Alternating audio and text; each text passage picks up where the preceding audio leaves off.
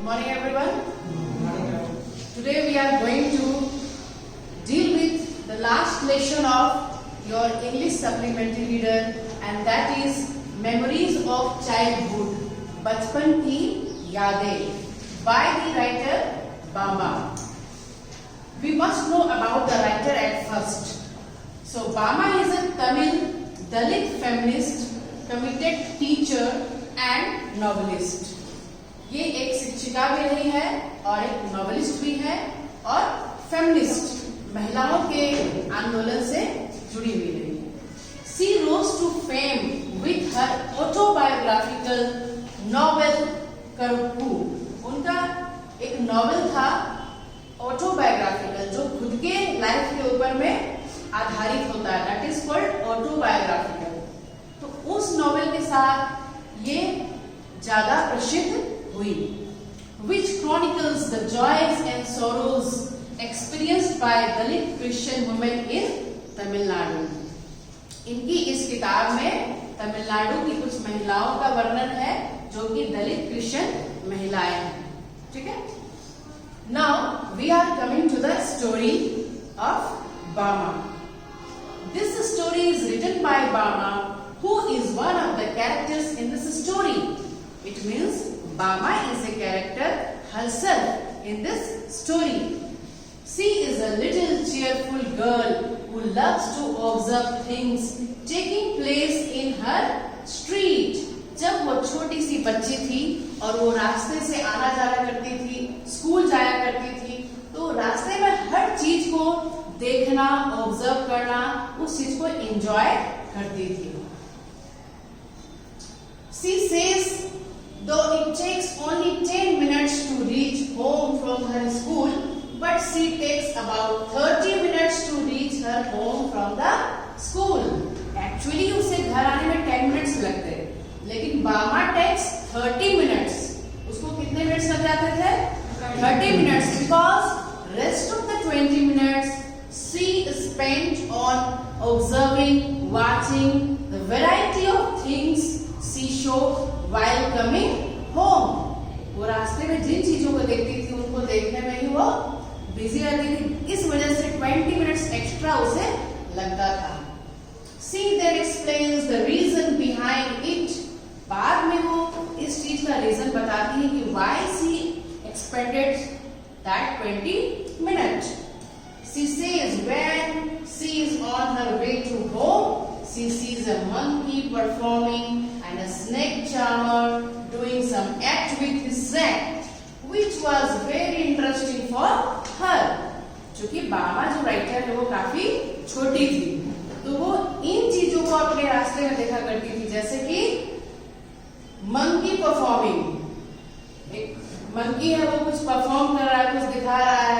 And snack charmer, वो बचपन में हम लोगों ने देखा है, कोई स्नैक लेके आता था और वो बीन बजाता था और हम लोग उसको काफी इंटरेस्टेड होके देखते थे. Those things she was very interested and she used to watch all these things while coming to home. Then there was a cyclist also who was cycling from past 3 days. कुछ cycle के act भी होते थे जो वो देखा करती थी. There was one famous temple which had a big bell and a tribal man who sells clay beads, needles, etc. और वो रास्ते में क्या देखती थी? एक मंदिर था जो कि काफी फेमस था और एक पर्सन था, ट्राइबल मैन, एक आदिम मनुष्य था जो कि इस तरह की सामान बेचता था, मिट्टी से बने हुए कुछ सामान बेचता था, और नीडल्स यानी कि सुई. She also comes across various snack stalls and street acts. और रास्ते में तरह तरह की चीजें वो देखती हुई आती थी. Then she explains about how various political parties come to her street to give lectures.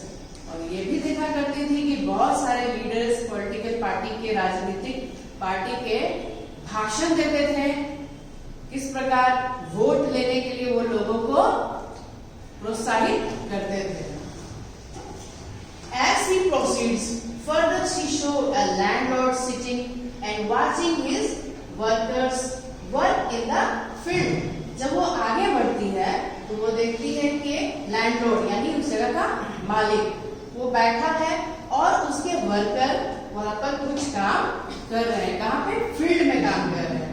See then saw an old man of her community handling a snack pack in the very strange manner. तब उसकी नजर एक व्यक्ति पर पड़ती है जो उसी के कम्युनिटी मीन्स उसी के जाति से कास्ट से बिलोंग करते थे.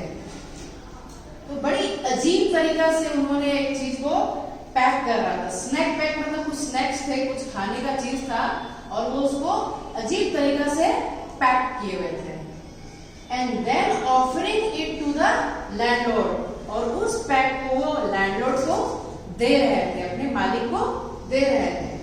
She found it so amusing that she burst out into a laugh.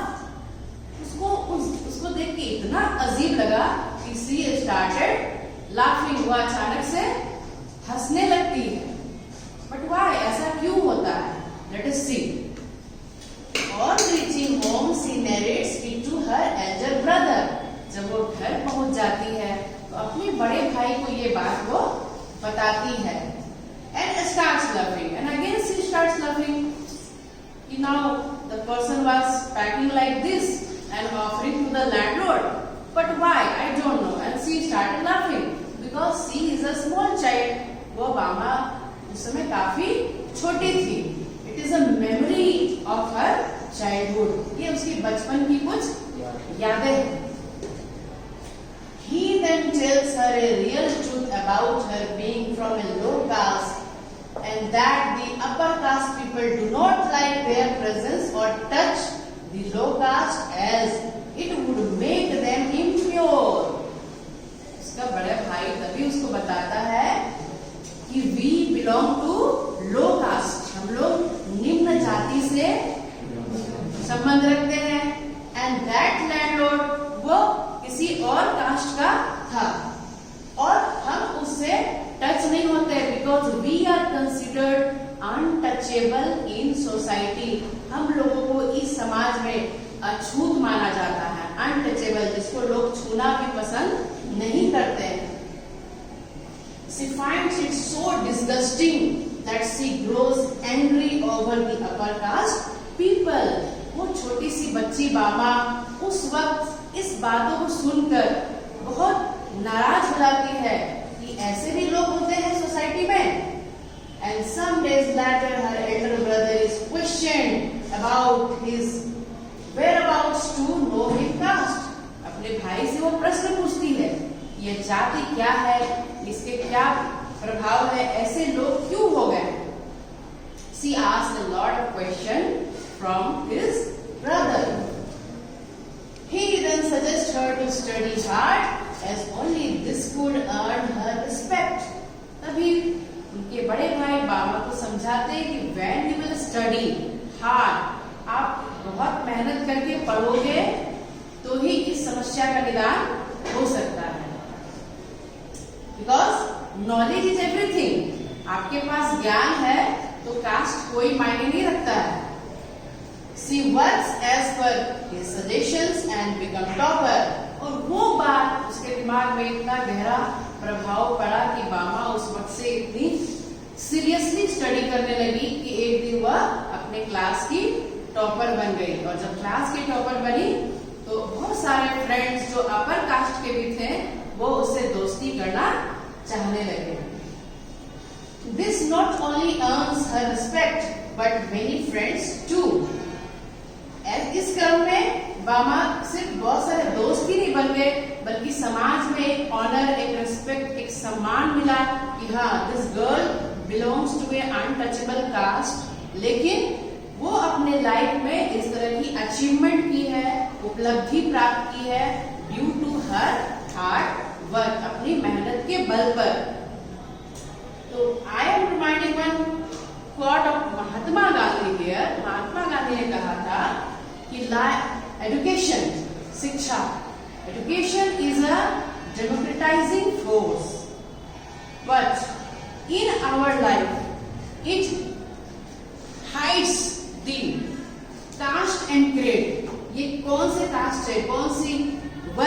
लोग आते हैं, that don't have any value upon us, कि उसका कोई महत्व नहीं है। रियल एजुकेशन वो है जो कास्ट क्रीड से बढ़ के है, जात पात और वर्ग की असमानताओं से बढ़कर जो हम शिक्षा हासिल करते हैं वही वास्तविक शिक्षा है। That is the real education that we should gain, we should earn and we should educate ourselves in that manner.